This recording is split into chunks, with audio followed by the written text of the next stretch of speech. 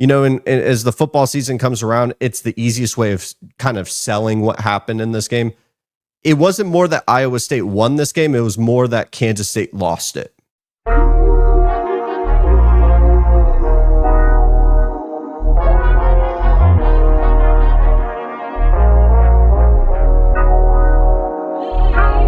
Week 0. What did we take away from week 0? Let's first talk about Farmageddon.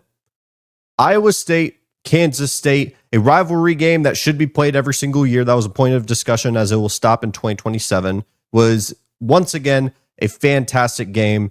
And once again, Iowa State has Kansas State's number for a multitude of reasons. Let's first talk about just the conditions of the game. It was gross. It was sloppy. Rain was in and out. Fog was in the air. Smoke was in the air in terms of the fireworks lasting all the way to what felt like halftime.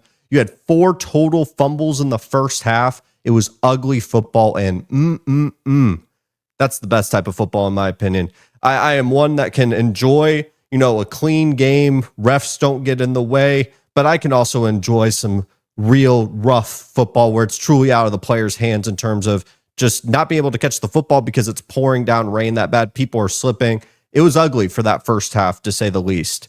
And honestly, I was going into this game fully expecting Avery Johnson to take that leap forward. And I think one of the things we first have to talk about when reviewing this game, if you were to just look at the box score and just watch what Avery Johnson produced, it was 21 of 30, almost about 300 yards, 3 passing touchdowns. And you would look at Rocco Becht and say, how did Iowa State win this football game? And transparently, there's a reason why we actually watch the games on the field, because I think Rocco Becht was the better quarterback than Avery Johnson. And Rocco Becht probably played one of his worst games where Avery Johnson statistically was better, but he does not have the leap that I was wanting him to have. Now, it's week 0. Things can change. It's a weird environment. Dublin, Ireland. Coaches were already talking about how this game specifically will have some ramifications on how the players travel, and it'll take a couple weeks to just get acclimated back to the United States and that formula and that schedule. I didn't see it from Avery. And I've been on the Avery Johnson train since last year. I thought he was going to be incredible. And there was outright moments last year that he was just a bad quarterback. And truthfully, the biggest problem I had in this game was the area that I wanted him to leap and take a jump was going to be his mechanics outside of the clean pocket. He had 2 busted coverages, 2 deep shots down the field that really boosted his numbers up, because outside of that, it was a lot of very simplistic reads, very one quick get the ball out. And if the wide receiver was wide open, he was hitting them on the money. But if it was anything outside of that, it wasn't looking great. Now, Avery Johnson's not going to take the full blame on this one. Truthfully, the coaching for Kansas State was really rough.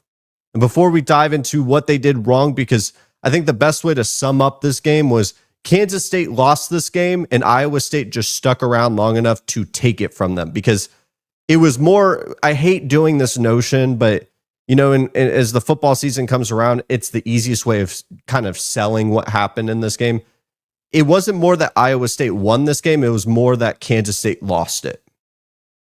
And part of that struggle on the offensive side of the ball until we got to like the late part of the game, Dylan Edwards goes down. If you do not know Dylan Edwards, former transfer running back from Colorado, he was the backup to DJ Giddens, now an NFL running back last season. He was seen as the big home run hitter. He had an incredible bowl game, I believe, against Rutgers, put over like 200 rushing yards. It was electric. He's seen as this different kind of play style in terms of running back, kind of closer to a Deuce Vaughn type of body type and play style for Kansas State, much different than the bulldozer that was DJ Giddens. Muffed a punt. Very first play, first punt, mind you, out for the game. That's a huge weapon for Kansas State. That was just out of the game. But that wasn't why they lost. If we were to just look at the box score and find out what was the reason why Kansas State lost this game, the easiest thing I can circle and highlight was 6 penalties for Kansas State versus 1 for Iowa State. The whole game. 6 of them against Kansas State. We go to 4th down conversion. Iowa State was 3 for 3. Kansas State was 1 for 4. And when you are in a close battle like that, that is what makes the difference between a win or a loss. And it's the little things that Kansas State has refused to correct, and it's what made them lose games last year, and it has already burned them in this first game. And the reason why this game matters more to Kansas State than I think Iowa State, because Iowa State played a bad version of themselves and still got out with a W.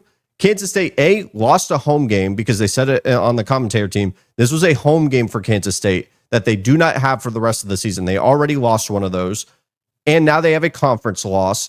And now they're kind of looking around saying, we just lost to a team that was also a Big 12 title contender, did not play their best football, and we basically gave it away. We gave them that game away. And coaching was something that I wanted to highlight here before we move off to the other games. Just some boneheaded decisions. 8 minutes left in the fourth quarter.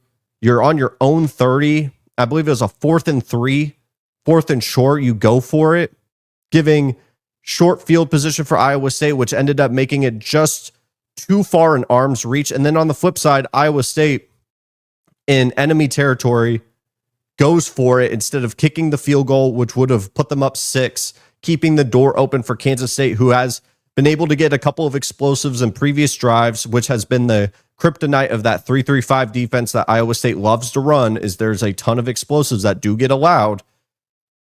Matt Campbell ends up going for it, and boom, game over. It's the difference. It's the little things like that, and that's the difference between Campbell and Kleiman that I think shows who's the better coach here. And it feels like the same Kansas State team, and that's what worries me in terms of the development of Avery Johnson, because when things are clean for him, he looks good.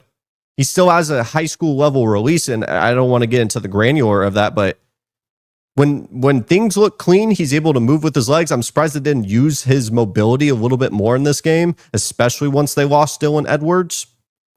I don't know. This game was ugly, to say the least.